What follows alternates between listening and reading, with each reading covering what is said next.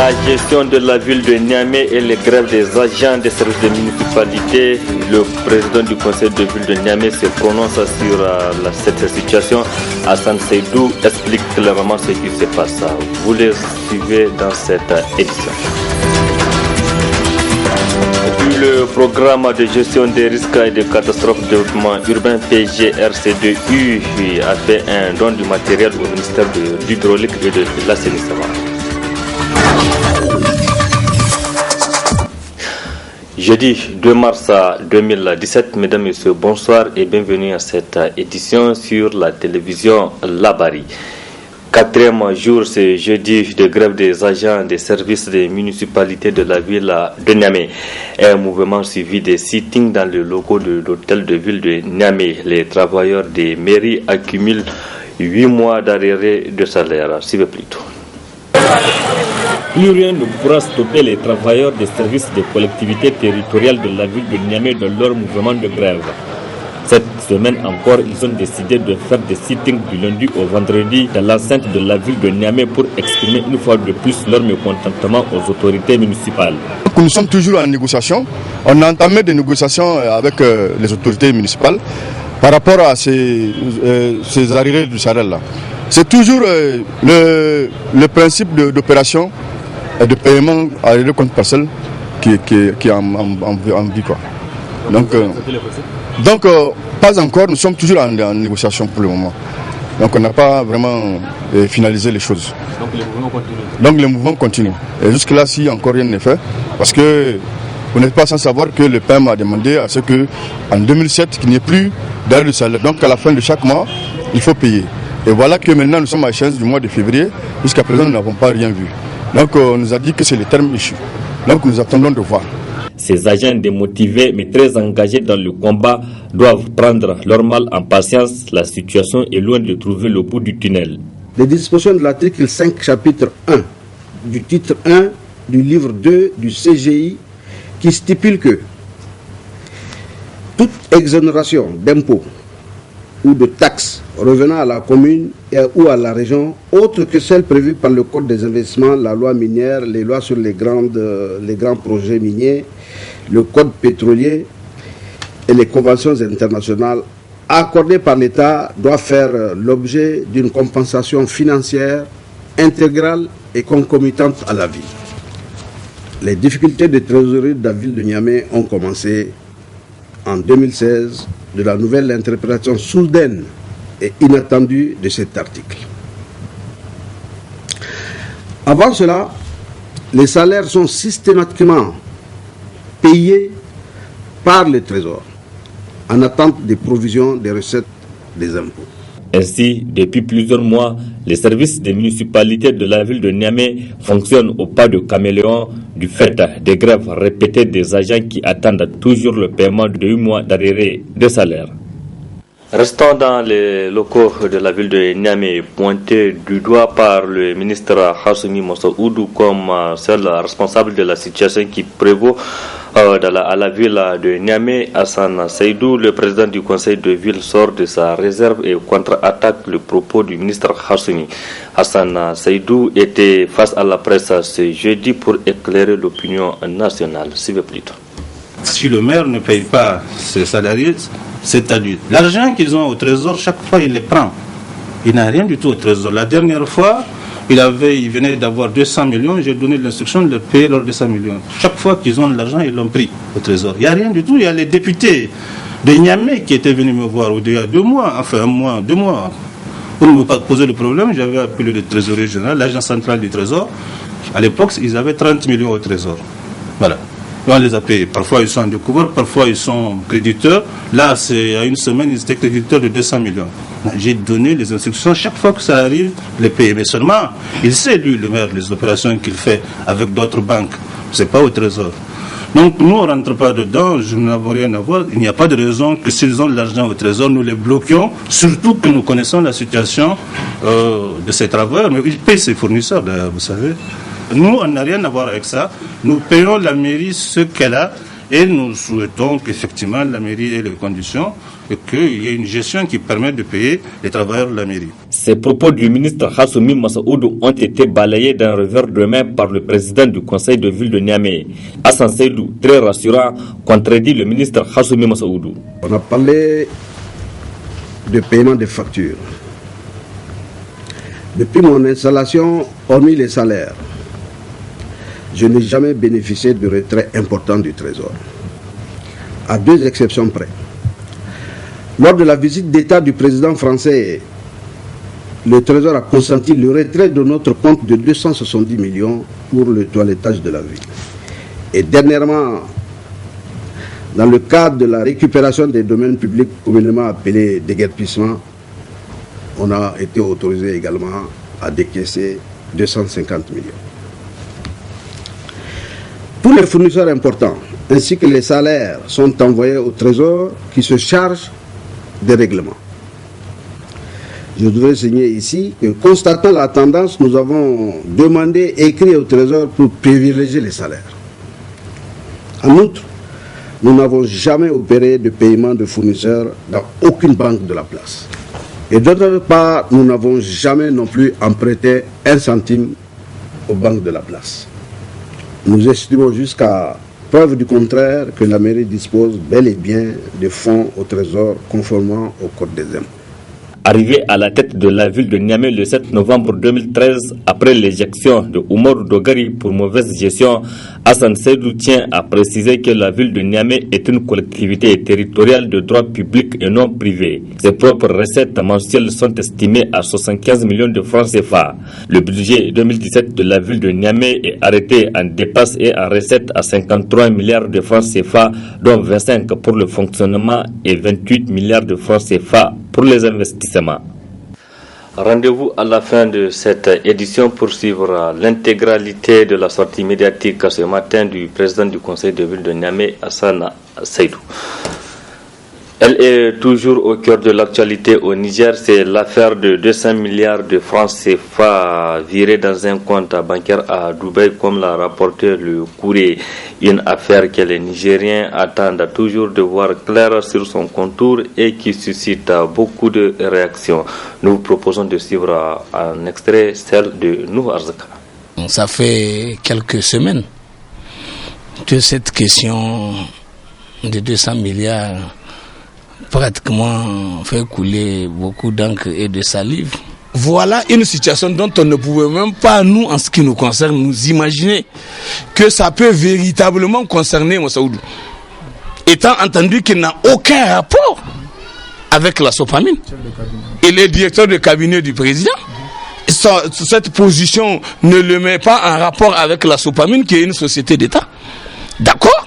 Mais qui est une entreprise de l'État, comme toutes les autres entreprises, qui ont leurs règles de fonctionnement, qui ont leur statut, qui ont leur conseil d'administration, et qui ont une tutelle au nom de l'État qui assure la gestion de comment on appelle ça, le suivi de l'activité menée au niveau de cette société-là.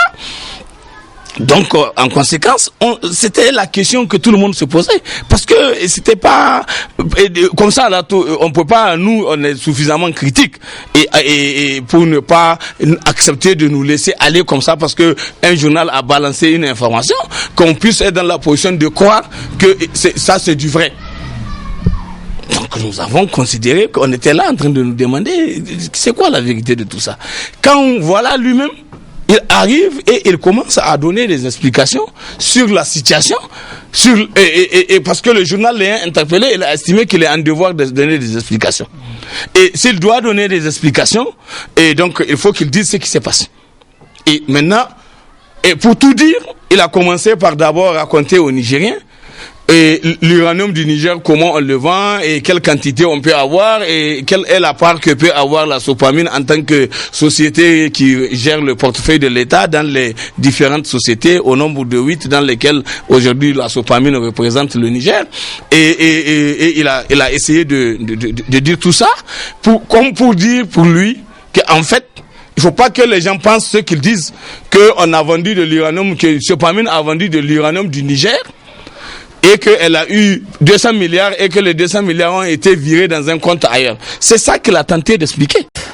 Rendez-vous donc dans notre édition de demain vendredi pour suivre l'intégralité de l'entretien que nous a accordé Nuhu Arzika, acteur de la société civile, sur l'affaire de 200 milliards de francs CFA qui aurait été viré dans un compte bancaire à Dubaï, comme l'a rapporté le Courrier. Rendez-vous donc à demain dans notre édition de 19h45.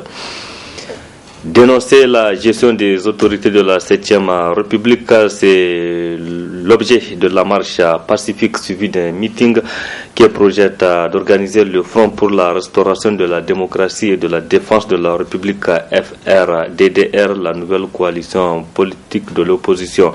Une sortie prévue pour le samedi 4 mars prochain. Les organisateurs rassurent la population et les militants que tout est fin prêt. Suivons les explications de notre reporter Abdelrazak Hamidou et Halidou Bourema.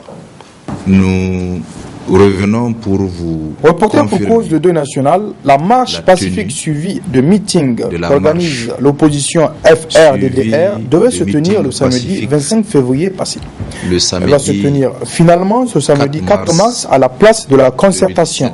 Après l'attaque barbare dont notre pays a été victime, avec plusieurs morts parmi nos éléments de force de défense et de sécurité.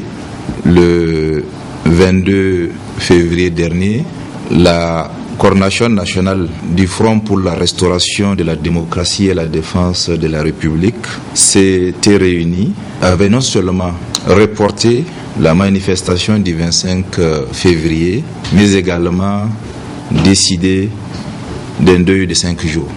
Donc après ce deuil de 5 jours que nous avons observé, nous revenons pour vous confirmer la tenue de la marche suivie de meetings pacifiques le samedi 4 mars 2017.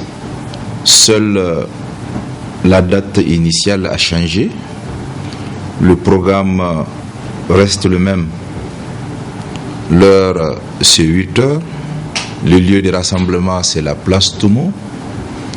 L'itinéraire, c'est de la place Toumo au rond-point terrain musulman pour arriver au niveau du rond-point église, donc la place Adamou Mounijarmakoy, pour ensuite continuer et passer devant la maison des jeunes Diad Sekou avant d'atteindre le lieu du meeting qui est la place de la Concertation.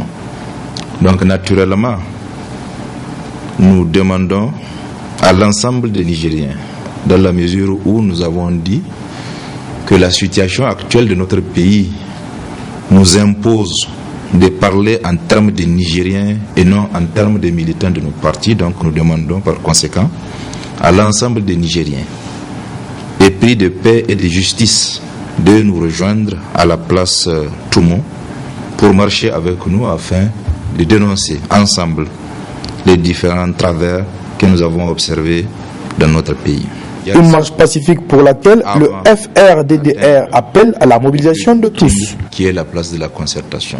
J'ai l'annoncé dans les titres, le ministère de l'Hydraulique et de l'Assainissement a servi de cadre cet après-midi à une cérémonie de remise officielle d'un don. Ces derniers, composés essentiellement de matériel hydraulique, devant servir à prévenir les risques, à prévenir les inondations. Ce don est offert par le projet de gestion des risques de catastrophes du développement urbain.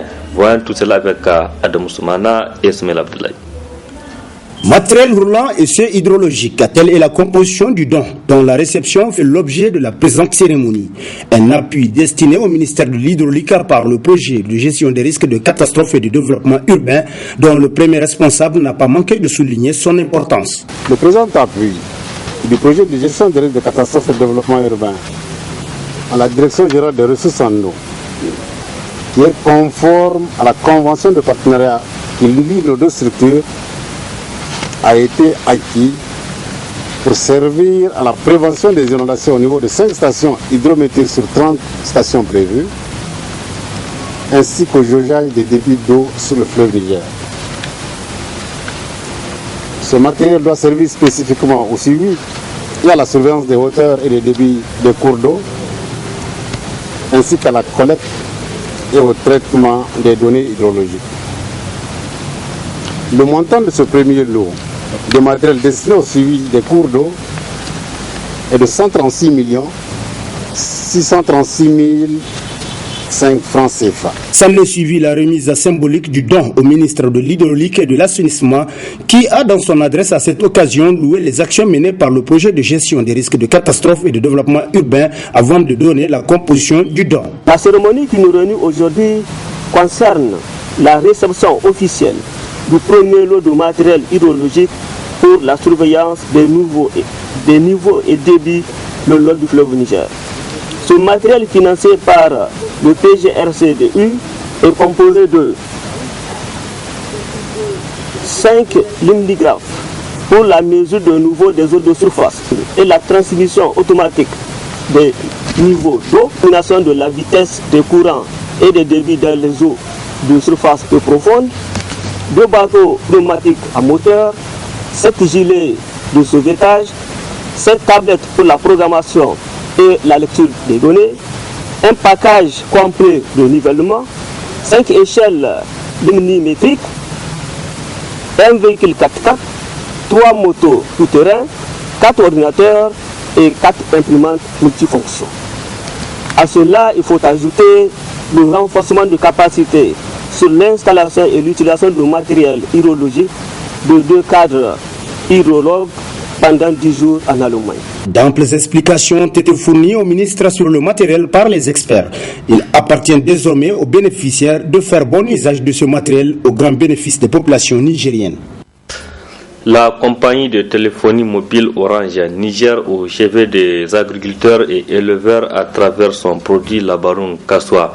Objectif c'est de permettre aux producteurs de connaître les prix des produits sur les marchés et cela c'est à l'occasion du salon Sahel Niger édition 2017. Précision avec Arieta Salah et Aboukar Souley. Le salon de l'agriculture, de l'élevage et de l'hydraulique ouvert depuis le mardi est mis à profit par la compagnie de téléphonie mobile Orange Niger pour faire connaître davantage aux exposants qui sont des agriculteurs et des éleveurs son produit Labaroun Kassoua. Un produit qui leur permet de connaître les prix des différents produits agricoles sur les marchés régionaux. Labaroun Kassoua est en fait un service qui est accessible de 3 manières, via ce qu'on appelle un code USSD en faisant le dièse 139 dièse, ou en appelant le 139 dièse, ou en envoyant un mot-clé par SMS au 139. Concrètement, qu'est-ce que ça permet de faire? Je suis paysan, j'ai produit mon mil, j'ai envie de le vendre dans un marché régional. Avec Labaroun Kassoua, je peux savoir par rapport au marché régional le plus proche de moi, à combien se vend le kilo de mil, le kilo de maïs, etc., etc. Si bien que quand je viens avec ma production, je sais à peu près à combien vendre ce que j'ai eu à produire dans mon champ. Ou je suis aujourd'hui quelqu'un qui achète des produits de bétail, par exemple des vaches, des brebis, etc., etc. Et j'ai envie, avant de faire quelques 2-3 km sur mon âne, de savoir à combien je vais acheter ces différents produits. En allant donc sur Labaroun Kassoua, j'ai la possibilité de connaître le prix de ces produits de bétail et donc d'être mieux outillé dans mes négociations d'achat. Pour résumer, Labaroun Kassoua a 2 avantages principaux. Ça permet d'une part à ceux qui produisent de savoir à combien vendre ou de savoir à peu près quel est le cours des différents produits sur l'étendue du territoire, mais aussi lorsqu'ils espèrent acheter, de savoir aussi où est-ce qu'ils peuvent acheter le moins cher. Labaroun Kassoua est une initiative d'Orange Niger qui permet aux agriculteurs et éleveurs de couler leurs produits sur les marchés. Orange Niger, à travers Labaroun Kassoua, rapproche les producteurs de l'essentiel. Formation des journalistes en plaidoyer et partage périodique d'informations pour soutenir l'organisation des débats.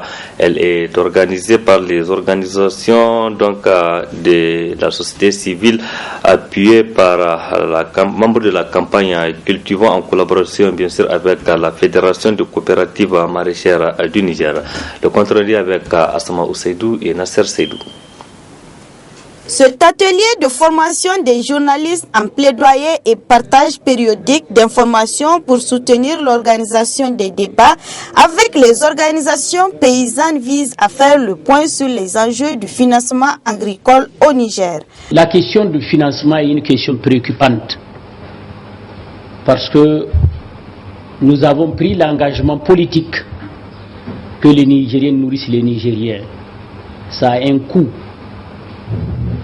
Alors, comme ça a un coût, nous devions, nous, en tant qu'organisation de producteurs, être capables de montrer à l'autorité politique si les Nigériens doivent se nourrir, ce que ça impose comme engagement, ce que ça demande comme soutien politique, mais également ce que ça demande comme moyens financiers.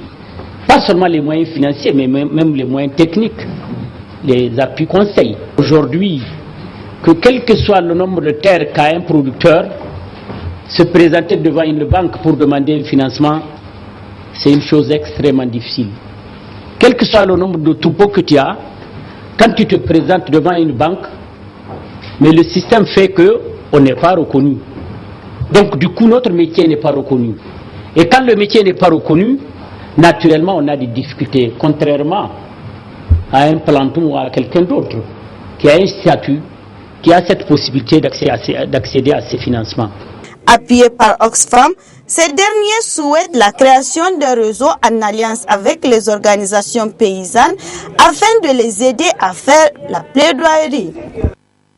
C'est la fin de cette édition, je l'annonce donc, gardez vos positions d'écoute dans quelques instants. Vous allez suivre l'intégralité du point de presse animé ce matin par le président du conseil de ville de Niamey, Hassan Seydou, relativement à la gestion de la ville de Niamey. À bientôt. Il convient donc, suite à l'intervention de M. le ministre des Finances, d'éclairer l'opinion sur la situation administrative et financière de la ville de Niamey qui découle de la loi numéro 2008-42 du 31 juillet 2008 relative à l'organisation et à l'administration du territoire de la République du Niger, modifiée par l'ordonnance numéro 2010-53 du 17 septembre 2010 et de l'ordonnance 2010-54 du 17 septembre 2010 portant Code général des collectivités territoriales de la République du Niger. En outre, cette organisation doit favoriser la généralisation et la modernisation susceptibles de conduire à un meilleur service public. L'État a conféré la personnalité juridique et le pouvoir de s'administrer librement par les autorités élues. Ainsi, la ville de Niamey jouit de la personnalité morale, de droits publics, de l'autonomie financière et dispose d'un budget, d'un domaine et du personnel qui lui sont propres. Elle concourt avec l'État à l'administration et à l'aménagement du territoire. De tout ce qui précède, il ressort clairement que la ville de Niamey, commune à statut particulier, de par l'ordonnance 2010-56 du 17 septembre 2010, est une collectivité territoriale de droit public et non de droit privé. Les ressources de la ville, le budget voté et adopté pour 2017 par le conseil de ville de Niamey s'est équilibré en recettes et en dépenses pour le fonctionnement autour de 25 milliards et les investissements autour de 28 milliards. Les recettes proviennent essentiellement des ventes de terrain, des recettes de fiscalité propres à la ville et la fiscalité d'État concédée. Les ventes de terrain. La mairie a toujours ses dossiers de demande de lotissement en souffrance auprès du ministère en charge de l'urbanisme. Nous osons espérer qu'après l'intervention du chef de l'État qui a arrêté les lotissements privés, que ce domaine reviendrait dans le giron de la mairie qui pourrait enfin commencer à vendre des terrains. Parce que depuis que moi je suis là, on n'a pas eu d'autorisation de lotissement. Les recettes propres de la ville s'élèvent en moyenne à 75 millions par mois. C'est-à-dire les recettes que les taxes nous-mêmes on prélève par nous-mêmes. Mais le livre 5 en son article 277, stipule que les impôts rétrocédés par l'État aux collectivités territoriales sont perçus par les services de la Direction générale des impôts et reversés au compte général des impôts, c'est-à-dire le Trésor, pour le compte des collectivités territoriales bénéficiaires. Dans ce cas, la ville de Niamey, pour la ville de Niamey, donc, il s'agit de la Direction générale des impôts. La Direction générale du Trésor et de la comptabilité publique. Dans le Code général des impôts, CGI, une ressource exceptionnelle est créée par le législateur en vue d'amener les collectivités territoriales à améliorer leur participation au développement économique, social et culturel, ainsi qu'à l'amélioration du cadre de vie.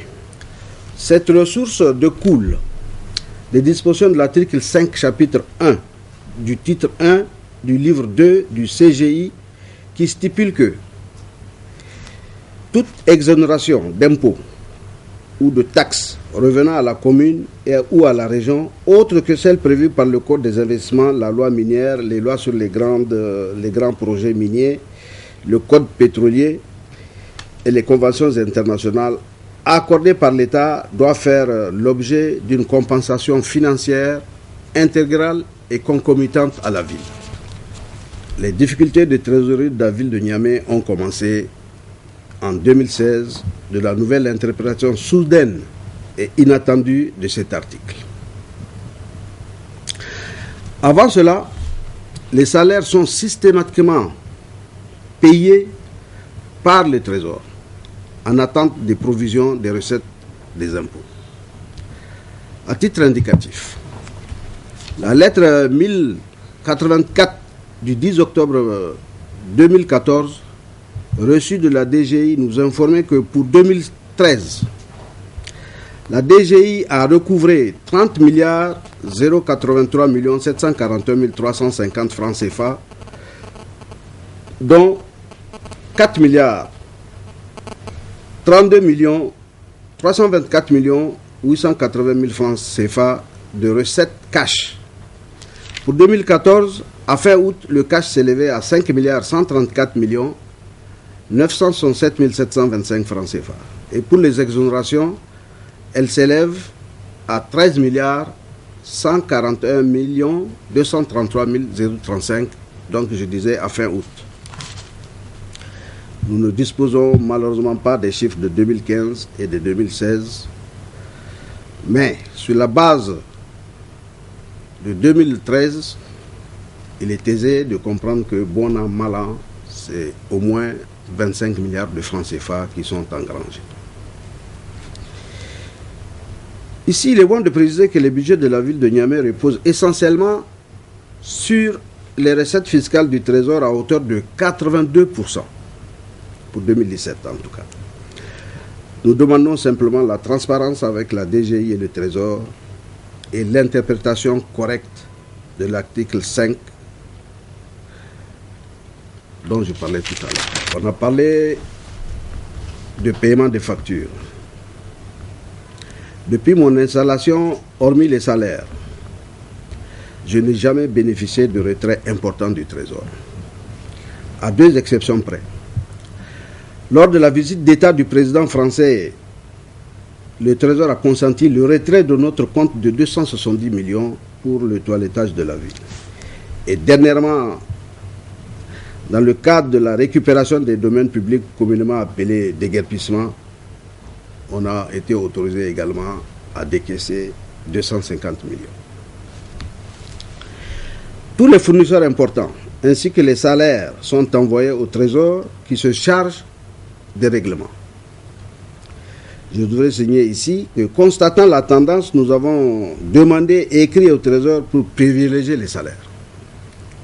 En outre, nous n'avons jamais opéré de paiement de fournisseurs dans aucune banque de la place. Et d'autre part, nous n'avons jamais non plus emprunté un centime aux banques de la place. La salubrité est un poste de charge important. Il y a 2 ans, une équipe mixte, Ville de Niamey et au commissariat à Niamey-Niala a planché pendant une dizaine de jours sur la problématique des ordures. Le document issu de ces travaux validés a été présenté à l'époque, donc en 2015, au ministre de l'Intérieur de l'époque, qui avait alors trouvé le travail raisonnable ainsi que les coûts afférents. Pour faire Niamey propre, il nous faut un minimum de 800 millions de francs CFA par mois. C'est admis par tous et le document l'atteste. À la nomination du nouveau haut-commissaire, il a mené une autre étude similaire, est arrivée à quelque chose près, exactement au même montant. La ville de Niamey n'a jamais disposé de ces ressources. Une autre alternative, une autre option existe pour faire Niamey propre. Si tant est qu'on ne veut pas remettre dans les mains de la mairie ces importantes sommes d'argent. Je vais parler de la sous-traitance. Nous avons visité Bamako. L'État a contractualisé avec une société qui s'appelle Ozone pour la salubrité. La mairie ne s'occupe pas là-bas de salubrité. Ici, nous avons transmis plusieurs projets à la cellule PPP pour études, dont Veolia, qui pense pouvoir se rémunérer par un prélèvement sur les factures d'eau. Ces projets attendent toujours. Les Niameyens se souviennent encore des montagnes d'ordures sur le périphérique, le boulevard Tanimoun, avant le tracé de la route que le président de la République a bien voulu gratifier la ville de Niamey. Ces ordures donc se sont amoncelées, tout le monde le sait, pendant des décennies. Toutes ces ordures ont été enlevées par la mairie. Exclusivement par la mairie. Au travers d'un prestataire qui n'a jusqu'à présent pas été payé d'ailleurs.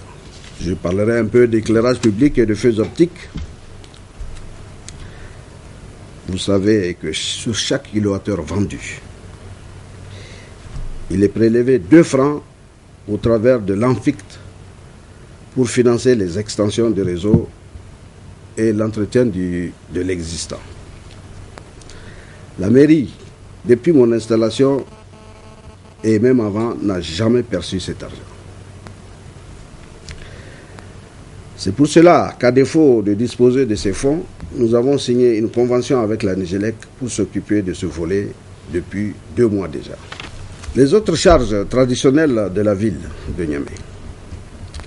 Les questions scolaires, sanitaires, sécuritaires, nous nous en acquittons tant bien que mal dans le cadre des ressources propres, sauf bien sûr pour les rubriques classe payotte qui engloutissent chaque début d'année, chaque rentrée scolaire, pas moins de 500 millions de nos francs.